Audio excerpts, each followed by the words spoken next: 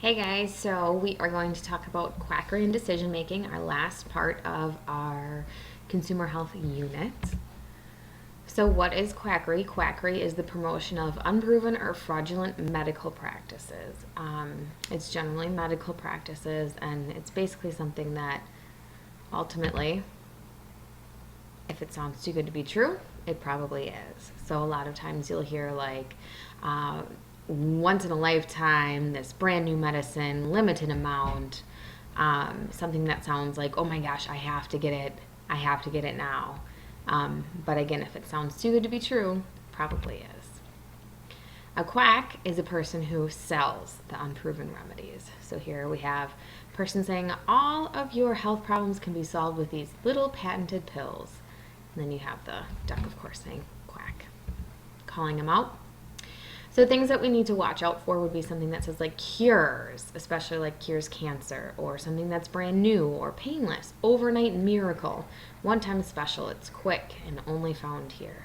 So these are all just possible things that if you hear them, you should be like, probably not.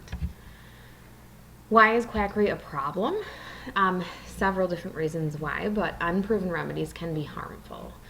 It can be a waste of money, and generally that's one of the biggest problems, is that it is a waste of money. It can prevent people from getting the medical treatment and attention that they actually need. So in a case of maybe someone with cancer, it says, hey, take this pill or these herbs or whatever, and it will cure your cancer. While the person is trying to wait for those herbs or whatever it might be to work, their cancer might be progressing, and they're not getting the treatment that they need from a real doctor. And another big problem with quackery is that it generally affects people who are over 65. So it usually is affecting the elderly. We want to make sure that we avoid the 3 Ds of quackery, which is dubious, which means it's implausible or unproven. So there's no solid sound evidence to this. Distracting, maybe time-consuming or costly, and it might be dangerous for us as well. So we want to be careful with that. Some signs of quackery might be that it targets the elderly, it promises quick cures or miracles like we talked about. Often it might be door-to-door sales or over the phone, tries to appeal to your fears and emotions. Also, if they insist payment by cash, that might be a red flag for you. They may promote products without labels that provide directions, cautions, or warnings. So we need to be careful of that. It might claim that the medical profession doesn't recognize the product or service, which might be another big red flag for you. And it claims traditional medical treatment is not as effective.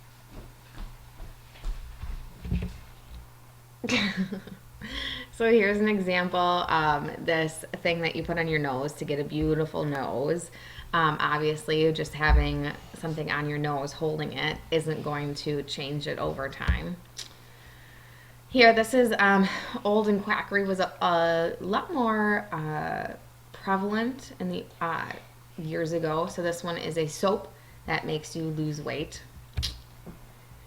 And then here are some red flags of quackery. So you can read through these, but we want to be careful of these kind of words to make sure that, again, these might be kind of red flags for us, where we want to make sure that if something like this happens, we're a little bit skeptical. Here is the decision-making process, which we already talked about in our last unit, but this we also can apply to purchasing things as well, to consumer health. So anytime we have a decision to make, we need to identify the problem, consider what our options are, decide what's best, and then evaluate our decision after we have made. All right, so decision-making process for consumers. Number 1, we need to identify the problem that we have. So why do I need to make a purchase? Why do I need to buy something? Number 2, we need to consider our options, or what products might help us solve this problem or fix our problem. What type? They know your name, honey. What's my name? Hey, what is your name? You need to figure out what type of product might help me at this point. So that's step number 2. Step number 3, decide on what's best by comparing products. So this is just like we did in our last unit, where we listed 3 options. What are the pros and cons for each? Same thing here. List some different products. What are the good things, the bad things, just like we did in our comparison worksheet. what are the reviews on it, how many prices, things like that. And then make our decision. And step number 4 is to evaluate our decision. And we're going to use the 4 questions to help evaluate our decision.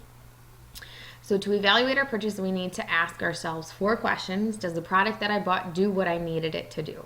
So depending on what my problem was, if my problem was that I'm stinking after Phy-Ed, then I probably need a product such as deodorant to help make sure that I'm not stinking in my next classes. Okay, so does the product that I bought do what I need it to do? Okay, does it serve the purpose that I needed it to do? Number 2, did the cost end up being what I thought it would be? So did my discounts work? Or another big thing is, were there additional items that I needed? So for example, if I bought a Blu-ray player, I might have budgeted a certain amount for that Blu-ray player, $75, whatever it might be. Well, if I buy a Blu-ray player, I'm going to need the HDMI cables that go along with it. So maybe I wasn't budgeting, maybe I wasn't planning on having that as well, but that's an extra expense. So did the cost truly end up being what I thought it would be? Number 3, was this purchase really necessary? So did I really need to buy this, or was this something just extra that I purchased and spent my money on? Then step number 4, would I buy this product again? Would an alternative option have been better? Or would I recommend it to others? So I'm kind of just reflecting on it. Was this truly what I wanted? Would I buy it again if I had to? Or would I try a different product? And would I recommend it to other people? So anytime after we buy a purchase, we're going to go through and do the evaluation, which is step 4 on the decision-making guidelines as well. So a little bit about Quackery, a little bit about decision-making, but applying it to consumer health. And make sure that you filled out the guide, and we'll move on with more activities from here. Have a good day, guys.